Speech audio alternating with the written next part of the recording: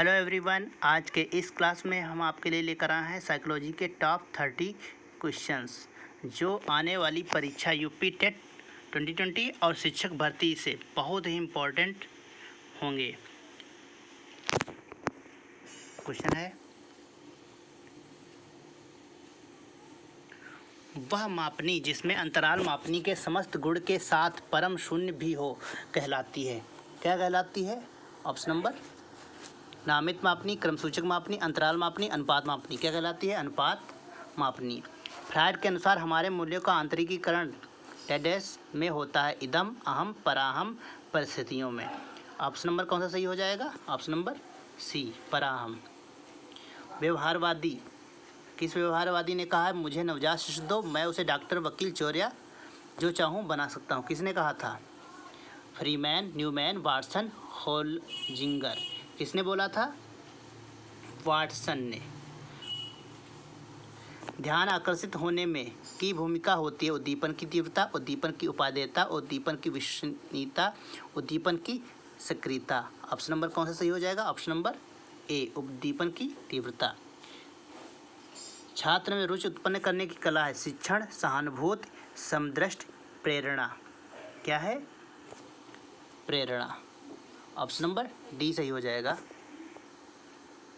प्रेरणा। Next क्या है? Freud के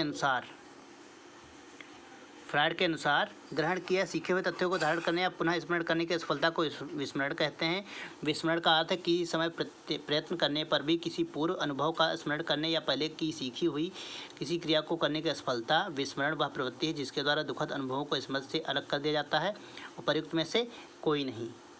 कौन सा इनका कथन है? सी, विस्मरण वह प्रवृत्ति है जिसके द्वारा दुखद अनुभवों को स्मृति से अलग कर दिया जाता है।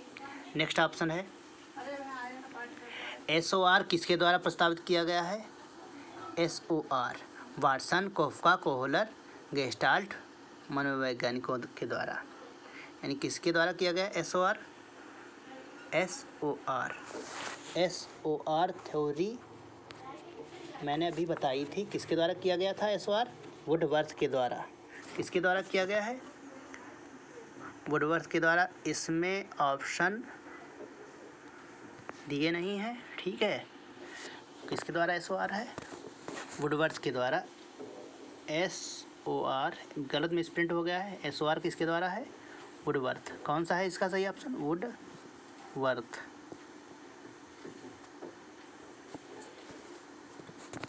Sorry for this.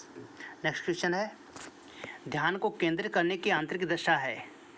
ध्यान को केंद्रित करने की आंतरिक दशा क्या होती है? अवधि, नवीनता, रुचि, आकार। ऑप्शन नंबर कौन सा सही हो जाएगा? रुचि। एक परिस्थिति में अर्जित ज्ञान का दूसरी परिस्थिति में उपयोग कहलाना क्या कहलाता है? सीखने की विधियाँ, सीखने में स्थानांतरण, सीखने में पठार, सीखने में रुचि। क्या कहलाता है? सीखने में स्थानांतरण। ऑप्शन नंबर बी सही हो जाएगा।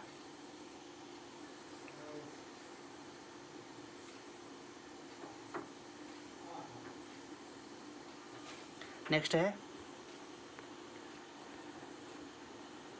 अनुभव द्वारा व्यवहार में परिवर्तन कहलाता है स्मृति, सीखना, प्रेरणा, चिंतन। क्या कहलाता है? सीखना। सांख्यिकी में वह रेखा जिसमें आवृत्तियों को स्तंभों द्वारा प्रदर्शित किया जाता है कहलाता है। क्या कहलाता है? स्तंभाकृत, संचयी आवृत्ति, बहुभुज, रेखाचित्र। क्या कहलाता है? स्तंभाकृत। विकास की किस अवस्था में बुद्धि का अधिकतम विकास होता है? बाल्यावस्था, शैशवावस्था, किशोरावस्था, प्रौढ़ावस्था। किसमें होता है? किशोरावस्था में। ऑप्शन नंबर सी सही हो जाएगा। शिशु का अधिकांश व्यवहार आधारित होता है मूल प्रवृत्ति पर, नैतिकता पर, वास्तविकता पर, ध्यान पर। कौन सा ऑप्शन सही हो जाएगा? मूल प्रवृत्ति पर। Option number A. अंतर्दृष्टि यानी सूझ द्वारा सीखने के सिद्धांत में कोहलर ने प्रयोग किया था कुत्ते पर, बिल्ली पर, वनमानुषों पर, चूहों पर। किस पर किया था? वनमानुषों पर। किस पर किया था? सुल्तान नामक वनमानुष पर। सुल्तान जिसका नाम था वनमानुष था उसका नाम था क्या? सुल्तान। नेक्स्ट क्वेश्चन है, यह आवश्यक नहीं है कि उच्च बुद्धि लब्धि वाले बच्चे में भी उच्च होंगे। क्या होंगे? सृजनशीलता में अध्ययन में, विश्लेषण करने में, अच्छे अंक प्राप्त करने में। ऑप्शन नंबर क्या सही हो जाएगा? ए, सृजनशीलता में। अधिगम में डेडेस ने प्रभाव का नियम दिया था। प्रभाव का नियम किसका? पावलाव, स्किनर, वाटसन, थॉर्नडाइक। किसका है प्रभाव का नियम? थॉर्नडाइक का। थॉर्नडाइक ने 3 नियम दिए थे, उसमें तत्परता का नियम, प्रभाव का नियम, तत्परता का नियम, प्रभाव का नियम, और एक और था, चलो कोई बात नहीं। अधिगम में प्रभाव का नियम किसने दिया था? थॉर्नडाइक ने दिया था। नेक्स्ट है, निम्नलिखित में से किस विधि का उपयोग स्मृति के मापन के लिए नहीं किया जाता है? प्रत्याहार विधि, तार्किक विधि, पहचान विधि, पुनः सीखना विधि। यानी किसने दिया था? ऑप्शन नंबर कौन सा सही हो जाएगा? तार्किक विधि। कौन सही हो जाएगा? तार्किक विधि। प्रासंगिक अंतर्बोध परीक्षण का विकास किसके द्वारा किया गया? टीएटी का। साइमंड, होल्ट्जमैन, मरे, बेलक। ये किसमें कौन सा सही है? मार्गन एवं मुरे ने किया था टीएटी परीक्षण, मार्गन एवं मुरे। ठीक है, मरे लिखा हुआ है, मार्गन एवं मुरे भी होता है, मरे भी होता है। ठीक है, नेक्स्ट क्वेश्चन है, मनोविज्ञान का शिक्षा के क्षेत्र में सबसे बड़ा योगदान है? विषय केंद्रित शिक्षा, शिक्षक केंद्रित शिक्षा, क्रिया केंद्रित शिक्षा, बाल केंद्रित शिक्षा। कौन सा ऑप्शन सही हो जाएगा? बताइए। बाल केंद्रित शिक्षा, ऑप्शन नंबर डी। कौन सा वृद्धि और विकास के सिद्धांतों से संबंधित नहीं है? निरंतरता का सिद्धांत, वर्गीकरण का सिद्धांत, समन्वय का सिद्धांत, वैयक्तिकता का सिद्धांत। ऑप्शन नंबर बी सही हो जाएगा, वर्गीकरण का सिद्धांत।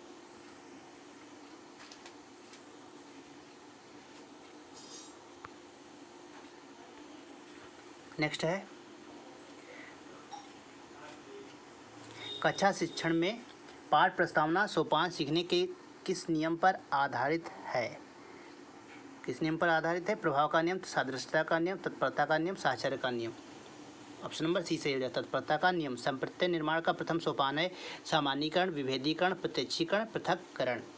कौन सा सही हो जाएगा? प्रत्यक्षीकरण। नेक्स्ट क्वेश्चन है, प्रेक्षणात्मक अधिगम संप्रदाय डेडेस द्वारा दिया गया था? Tolman, Bandura, Thorndike, Kohler. किसके द्वारा दिया गया था? पंडूरा के द्वारा दिया गया था। उदाहरण, निरीक्षण, विश्लेषण, वर्गीकरण, नियमीकरण निम्नलिखित में से किस विधि के सोपान है? किस विधि के सोपान है? निगमन विधि, आगमन विधि, अंतर्दर्शन विधि, बहिर्दर्शन विधि। ऑप्शन नंबर कौन सा सही हो जाएगा? ऑप्शन नंबर बी, आगमन विधि। नेक्स्ट है, अवधान के आंतरिक अथवा व्यक्तिनिष्ठ निर्धारक हैं? रुचि, लक्ष्य, वृत्ति, उद्दीपक, वस्तु, प्रविधि, प्रकाश, ध्वनि, गंध, पुरस्कार, दंड, प्रोत्साहन। क्या है? रुचि, लक्ष्य, अभिवृत्ति। नेक्स्ट है,